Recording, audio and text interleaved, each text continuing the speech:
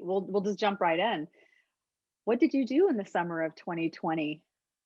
So when COVID hit, everything shut down, jobs, internships, all of that stuff. And so I joined a group of other students interested in working in the themed entertainment industry. And we formed a Discord that is the Themed Entertainment Students Discord. So there's about 300 or so of us, and we're networking with each other, we're making friends, we're sharing job opportunities, and most notably, we're sharing competitions and design challenges and various things that we can use to improve our skills during this time when we can't go in person to build or create or do any of that stuff. So I did a couple of things this summer. I believe what we're talking about today is when I participated in TPEG's design competition. That was their alumni's design competition. That was the Theme Park and Engineering Group of Ohio, I believe. And so me and a group of 3 others from various schools across the country got together and developed a theme park based off of artist Kazuma Yayoi's artwork. So Jessica, I'm going to take you back just a minute because I think it's really important for those listening that this competition really it was inspired by 4 Ohio State alumna who were part of it was a theme park group at Ohio State. So lots of schools have theme park clubs, activities. Yes. Many schools associate with TEA, which is the Theme Entertainment Association. Here at Purdue, we have TPEG, which is Theme Parks Engineering and Design at Purdue, and that's a great group. I love them Yes. all. Yes. So I think, like I said, I think it's really important to recognize that these are 4 women engineers who are now out there, and they knew the constraints of COVID and how that was impacting students for internship opportunities, what it was doing to the entertainment industry. And so they came up with this competition. How did you learn about the competition? So I learned about it through our Discord channel. We were running another project at the time where it was about 70 of us trying to design a theme park on our own with no competition element attached. We call it STEP. And right now we were chatting in the Discord, and some of our friends who go to Ohio State were like, hey, we've got this competition that's being offered. Would anyone be interested in joining? So I reached out to 3 of my friends who I'd met through that. We have never met in person. We've met completely online, but I've spoken more with them this past summer than most people. And so I reached out. I knew I had a couple engineer friends. I had one really great concept artist friend, and I was like, hey, do you guys want to give this a shot? And we did.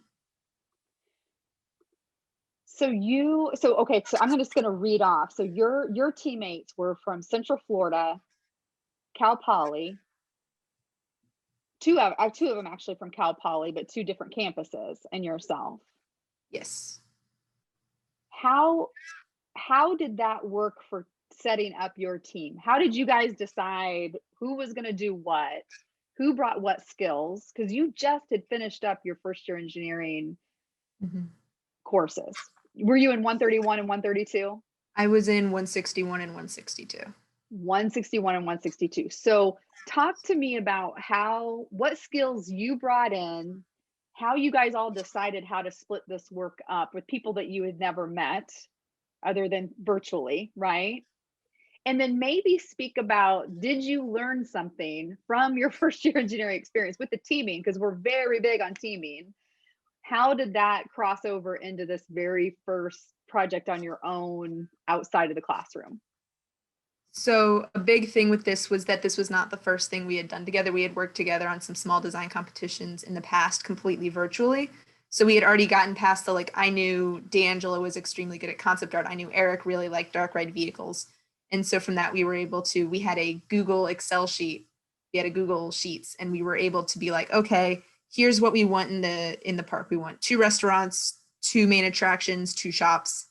Here's someone who's going to be put in charge of that specific attraction, and then here's their second, someone who's basically going to be there to catch the slack if there's anything that they need to be done. And it was a very loose thing. Like, we all kind of hopped in, Mike and I 3D modeled a fair amount of things. So we popped around the park. We used a lot of different situations and all of those different things, but everyone was put in the charge of one specific channel. And that kind of helped us to organize our thought process at the very beginning. As we continued, we set meetings over Zoom, we set meetings over Discord, and we kind of set ourselves goals with each time. And so that was really helpful.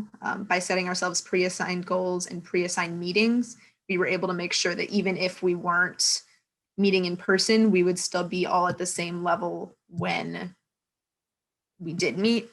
And there was also the added bonus of say Eric finished modeling his ride vehicle, he'd be really excited about it. He'd send a quick picture of it in the chat and we'd all be like, whoa, that's cool.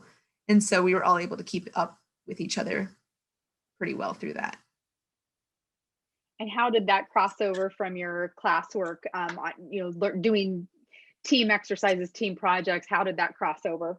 And maybe speak to the team assessment piece, because you're self-assessing, you're team assessing as you're going through. It sounds like you had a good working experience with all three of them. Did any of that cross over from your coursework? It was definitely interesting because when you work on things in classes in school, it's oftentimes you're put together with a group completely randomly and you're not sure if you're going to click. There may be a lot more storming. There may be a lot more time that it takes for you to learn how to work together as a group. This competition was set over the course of 2 months. We didn't necessarily have the time or the reason to argue with each other for a major storming segment. We had some times where we clashed in the beginning about what we wanted to do for our final design, but we were able to combine those ideas into a new idea. I think our biggest skill that we found as we studied ourselves as a team was that we were able to take someone's ideas and someone else's ideas and kind of combine them to build on to make something better. A good perk again that we had with this team is that we chose our team. We knew each other's skills and weaknesses fairly well coming into it. We all like the same things. We all like theme parks. I love my engineering classes, but sometimes when you have a project where you have to build a robot that can go to Mars and you've got someone who has no interest in robotics because they're a biomedical engineer and they're interested more in that kind of stuff, it can cause a bit more disconnect because people are at different levels. Here, we all knew the lingo, we all knew the stylist of what we wanted, and we were able to communicate well through that. That's a good point, Jessica, because I think something I read that all four of you are very interested and want to pursue jobs down the road in this industry. So, and I say this because I really want you to define it. What was this competition for? What was your final design? And I know there were many references to the Disney theme park. So how did you guys all tie those in? So starting off, a lot of students who are interested in the themed entertainment industry, we do look back at parks like Disney and Universal for inspiration because those are huge leaders in the industry. But we did try to branch out and make our own thing. We mainly use the design principles that you see in parks like those because they're successful for a reason. So we developed our theme park. We call it Infinity Gardens. It is based off of the work of Kasumi Yayoi, who is an incredible Japanese artist. She actually had a float in the Thanksgiving Day parade this year, which was really cool to see. And so it is one land-sized park. It is a small park featuring 2 miniature lands and a large pumpkin centerpiece that holds a dark ride and a restaurant. We included 2 restaurants, a quick service and a full sit-down meal. 2 different gift shops. As I mentioned, the dark ride, a really pretty walking path. And my personal favorite was I got to work on developing a light show for the interior. Eric completely composed an original soundtrack for the show, and I learned how to synchronize lights to make the demo for that, which was a lot of fun.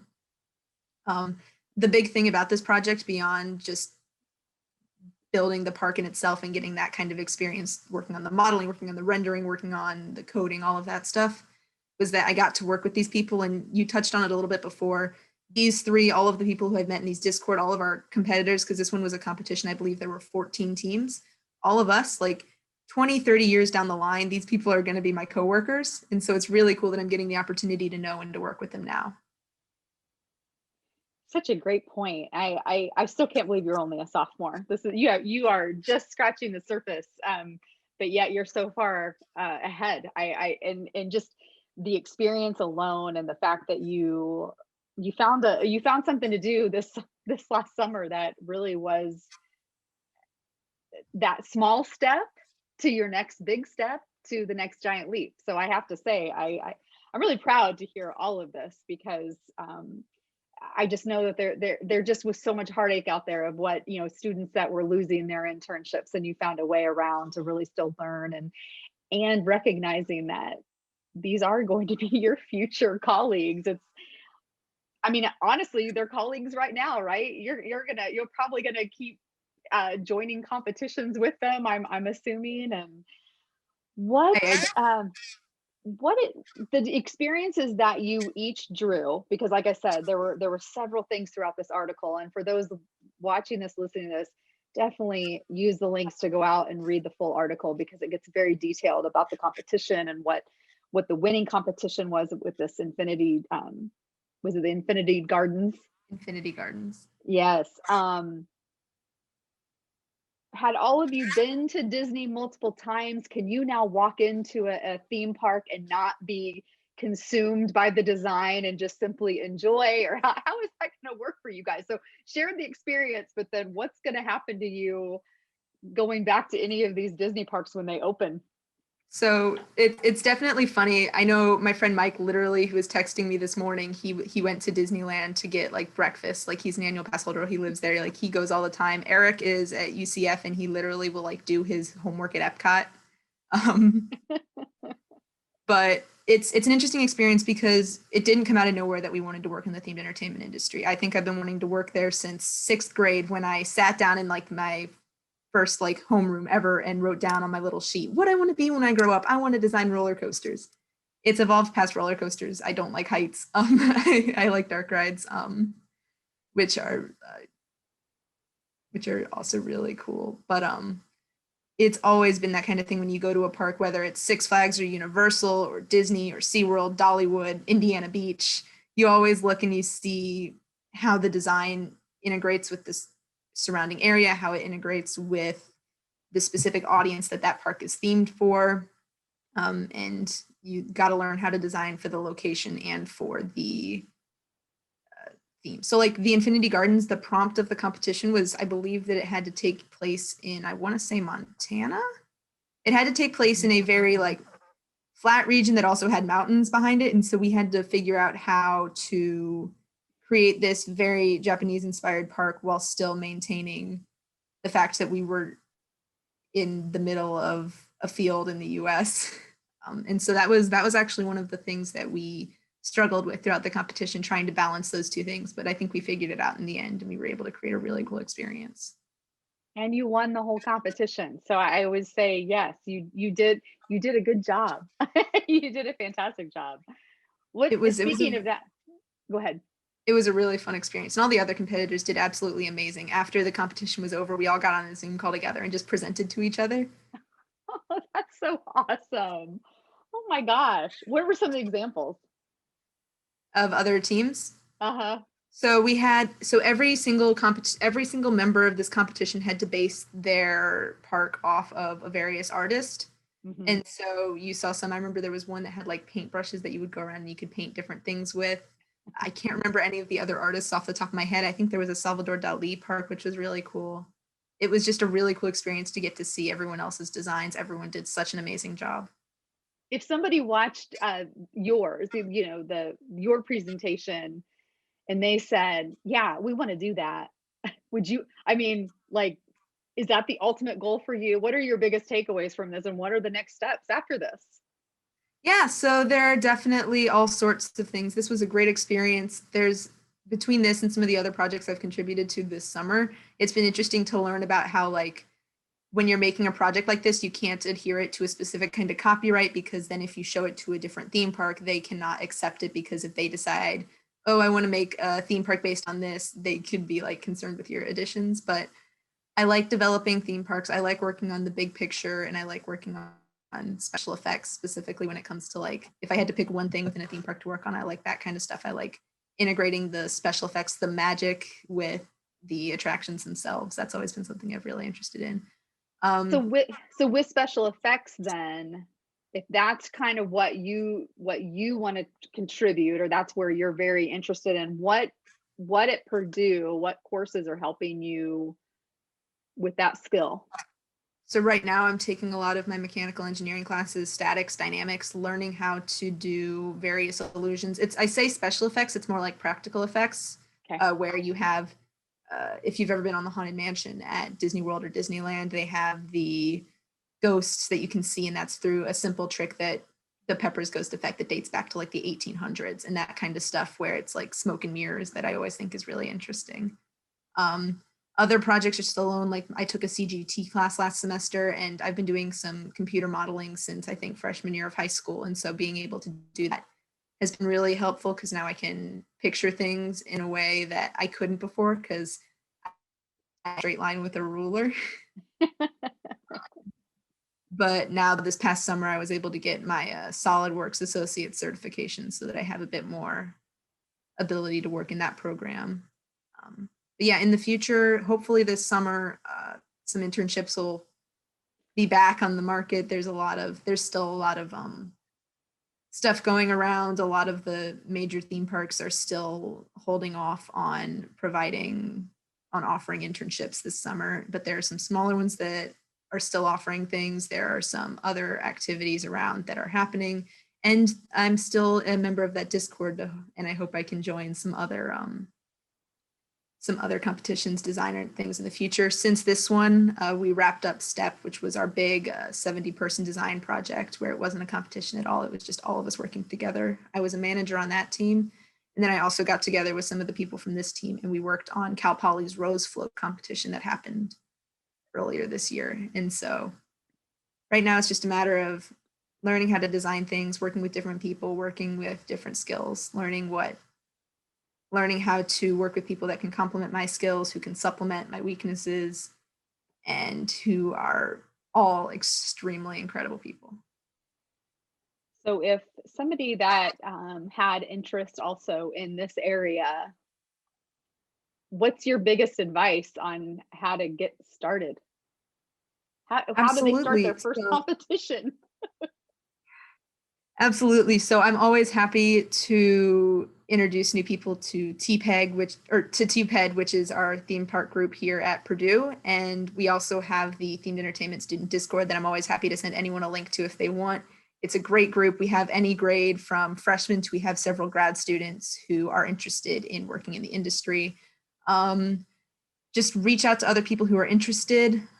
There are all sorts of design things here at Purdue that aren't necessarily theme park related, but can still help you. I know there's the Rube Goldberg team, there are the kart racing teams. I'm a member of TEDx at Purdue as well, and that helps me a lot with learning how to do set design, learning how to do the design principles while working for a larger group because they have lots of design specifications and rules about how and how not to present things. And so that has been a really interesting experience. Basically, what I would say is if you're interested in working in the themed entertainment industry, research. If your school has a TPEG, we actually have a wiki that I can link to you if you'd like that contains the list of every school's themed entertainment association group here in the country. And reach out to a member of that group for your school. Reach out to me. I'm always happy to introduce new people to the industry. Yeah. Thank you for that. Thank you for sharing that. The biggest thing that happened with COVID this year is that all of us were able to, who had never met, were able to come together, meet each other, and we were able to kind of consolidate a little bit. We're all able to recognize, hey, this is something that we all want to do, and this is something that there weren't necessarily a lot of resources for before. So a big thing that we worked on this summer was compiling a list of every single organization and making it easily accessible for anyone who's interested. For fitting in, for students that would fit into that, what are there specific skills that they need to come in with, or is it just really if they have interest?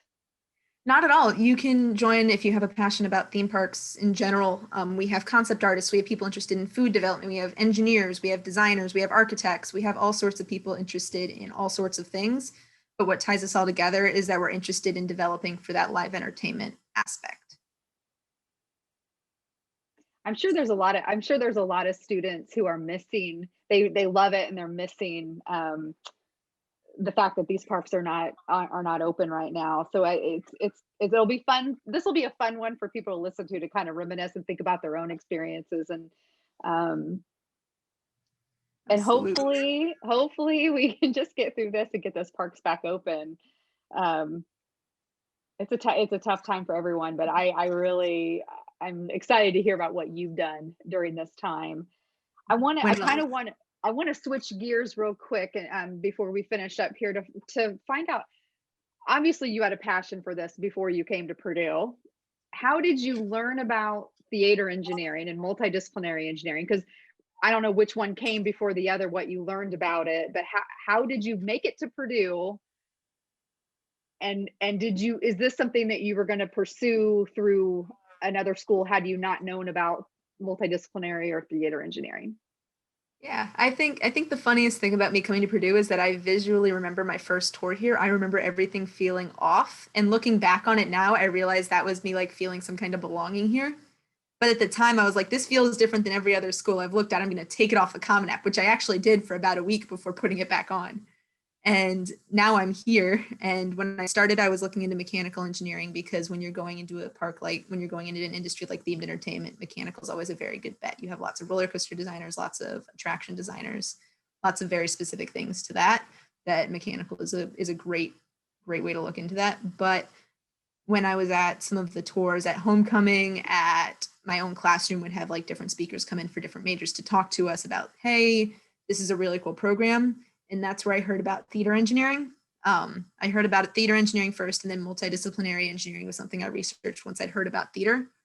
I worked in theater and stuff in high school, and so it was something that kind of was like, hey, that's entertainment. And I have done a lot of research into how it applies to live entertainment, be it through traditional theater or through theme parks itself. I have descriptions of it that I've worked on descriptions of multidisciplinary engineering, of theater engineering, that I use with various engineering focused people that I can use with various theater focused people. It's a simultaneously very specialized, but very diverse degree, which is really cool because it's very specialized. I came into this program because I know I want to work in the themed entertainment industry. There is no other industry that I've really considered for a very long time. I think I wanted to be a vet as a kid, but that changed very quickly.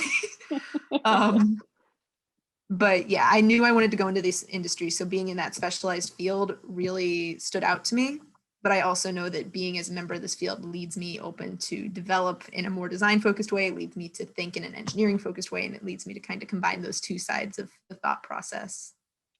When you told your teammates, as you got to know them through the other competitions and then this one, and you told them that you were pursuing a theater engineering degree at Purdue University in multidisciplinary engineering, what did they say? So my teammates were that's very cool. A lot of times whenever we would work with like mentors or other people in the industry who were more adults in the industry, they would ask what it was and I would be able to explain it to them and they would be like, whoa, that's really cool. And so when you're talking to people in the industry who maybe haven't heard of theater engineering before, once you can explain it to them, they are blown away because that is a program specific to that industry. And so that means you're coming in with a lot of preparation. That means you're aware, like kind of when I was talking about with the others, like we all knew the lingo, we all knew the kind of design principles, and that was really helpful coming in. My friends thought it was cool. They made fun of me because I had the longest like description. I think, and that kind of leads me into the new Fusion Studio for entertainment and engineering, and I'm excited to hear that you participated in one of their first Fridays. What was something that you got out of the start of this whole Fusion Studio thing? You know, thinking about pulling these industry partners in to really inform the industry, to really inform the workforce that's going to be coming through there. You're going to be one of them here soon enough. What's been your experience? What's been your experience? So it's been a lot of networking opportunities. When we went to that, everyone was sharing their LinkedIn accounts, and so I made a lot of connection at that. I think it's important to recognize Purdue is rapidly becoming a big player in that entertainment engineering industry. And so I think it's especially important for people to learn about this program in this group as quickly as possible and as efficiently as possible, because then we'll be able to be like, hey, we work with the Fusion Studio and we're working with entertainment and engineering, and people will really like it. I'm sorry, I don't have a better description. I just think it's a really cool program that provides a lot of really good opportunities to network and to communicate. I think that's an advertisement in itself right there. So I think you did great. We'll make sure to include that in here. And I'll definitely include, there's lots of links I know I'll include within the YouTube in the description area below here, but that'll be one of them to the Fusion Studio. So if people are interested in learning more. But Jessica, I thank you for your time. I'm so proud of you. I'm so proud of everything you've done. And I know this is going to be the first of many interviews, I think, with you throughout the years here. So congratulations on everything you've accomplished, and we'll be watching for you. Thank you so much. It's been really nice to meet you, and I hope you have a lovely afternoon.